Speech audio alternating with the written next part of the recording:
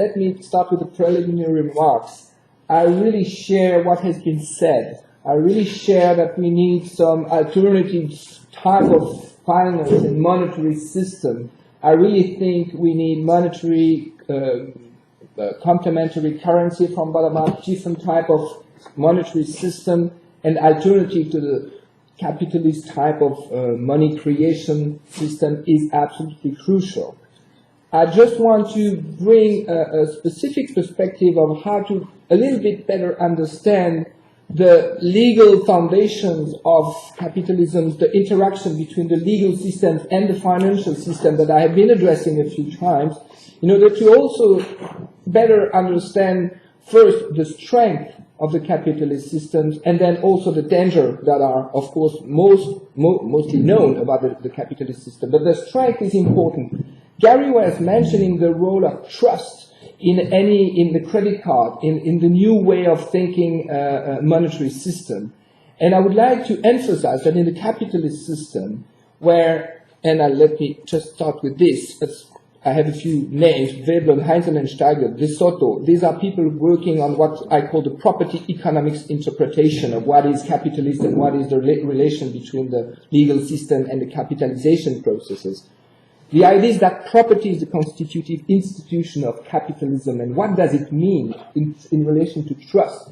Is that when you have property titles, you have a legal definition of exclusivity over resources. And this legal is really strong in terms of trust. It's more than trust. It's a security that is given by law, by an entire system. So you're right, it comes from the social system, but there is a very specific legal architecture that protects the exclusive right of property. So it's a lot of security. And when you are into business, if you think about trusting people or trusting an entire legal system that protects the exclusivity of rights and the rights to use those exclusive rights to produce income in the future, you might be inclined to favor this more secure element. So this is one of the elements that can explain why capitalism based on property is so strong, is that the security is more than only trust that you can find also in different kind of monetary complementary currency.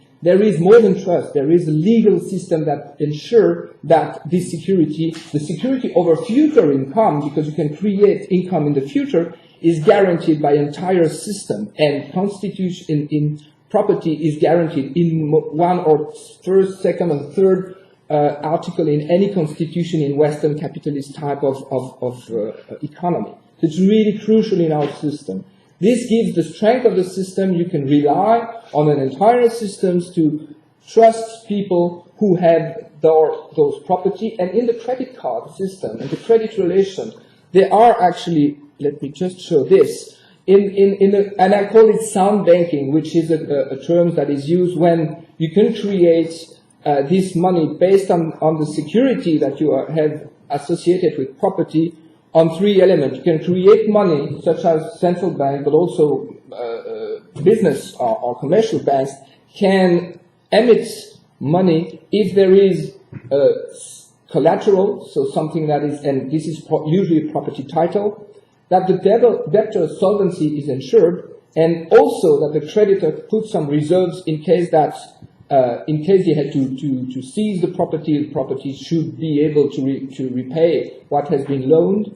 But also, if it's not possible, you have to mobilize the creditor's reserve, which was exactly what was not done before the subprime crisis. I don't want to go into detail, but this is a way to understand that when there is engagement of property, both from the debtor and the creditor's side, there is a way to ensure security on future income, and that the money will be paid back with interest, etc. And this gives a very strong foundation for capitalism.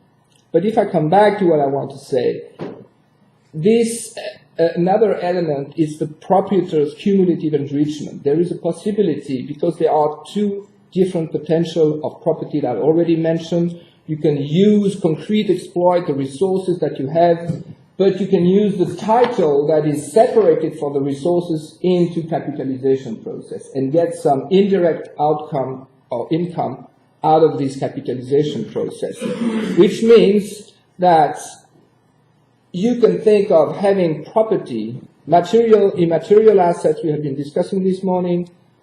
You can create, or as a system, there is potential to create and emit the money to finance new activities. This is capitalization process.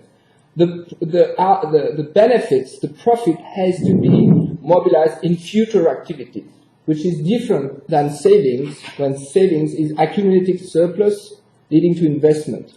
Capitalization process is the future that has to provide the surplus. You're mortgaging the future, which is a big time asymmetry between two. But you can create this money and finance activity as long as you have a monetary return. Otherwise, the creditor will not invest money. And this monetary return will increase the value of property, and this increased value of property might be a new source of money creation for new activities. And the conditions to this kind of cumulative expansion of properties in the property system is that you have an increase in the monetary value of engaged property. So that might be the reason why we have so much speculation and specific financial activities that are only focusing on the monetary value of financial activities. You create money to create money, and we end up with derivatives to first level, two level. We have derivatives of derivatives, different pooling ways, which have been totally a disaster. But there are also other means, and this is important in relation to the concrete economic realm and activities. There are different means, even just to let you know, and most of you know that, for instance, the Roman Empire was based on private property. And it has the same pressure for expanding. So there was a physical growth, spatial expansion, the way are the means to concretize this monetary growth is physical growth, commercial strategies, institutional strategies, profit-driven innovation, and property capitalization and concentration. Just a few elements. Physical growth, you grow physically, or by spatial expansion, or by using mineral resources, power. This is a way to create more activity that comes to an additional value. Commercial strategy, delocalization, layoff, marketing, advertising, institutional strategy, new commodification, you integrate new resources in the system that you can then also use as a capitalization basis. Selective deregulation, you try to profit-driven innovation. I want just to focus on the financial innovation. Of course, derivatives, all the speculative bubbles have been very active in being very innovative in creating new type of monetary or financial products. Also very important, the property capitalization and the concentration. Concentration of property through merging acquisitions is absolutely crucial, and it happens whenever there is a financial crisis. The one who really have a lot of property behind that can wait until the end of the crisis and buy a lot of property at a very cheap prices to increase their own physical and institutional legal titles behind this monetary dimension. So this idea is to say there is a monetary creation, but there is also a very important link with the institutional conditions, foundations of this system. Now, if I just think about how this property, money creation, finance activities, and monetary return is related, there is a way, and again, it's not something which is, it's for me, it's a complementary approach to what has been said. We need alternatives, we also need to understand better how the system works, because there are ways, and some of the elements Gary mentioned, and also partly Stefan mentioned, can be mentioned in with this graph. First of all, if we relate property with money creation, we can think that scoping property in the sense that some goods should not be privatized, some goods might be handled or managed through different institutional arrangements. I mentioned common property, we can think about common ownership, the issues of the global commons. It's not by private property that we will solve the climate change problem, to my opinion. So scoping property will reduce also the basis for capitalization, because the basis of exclusivity will be less pressure for capitalization. Then there is this money creation. And money creation, there's a lot of different capitalization processes and derivatives, first order, second order derivatives might be regulated. I mean, even banned in some times, because there are very important issues related to that. For instance, when we create new carbon emission permits, with this theory, we just can think, if we create exclusive rights on emission, there will be some kind of capitalization process out of it. So we have to anticipate a regulation of it. This was not done because we didn't liaise the new type of credits for emitting CO2 with a potential financial product. So regulating capitalization would be a second element. Finance activities. So we can think, and that's Gary was mentioning, orienting investment. Instead of investing in speculation, speculation can be better regulated, but also investment can be reoriented toward people, towards special fund, for instance, more biotic resources, renewable energy, and productive system rather than a speculative system.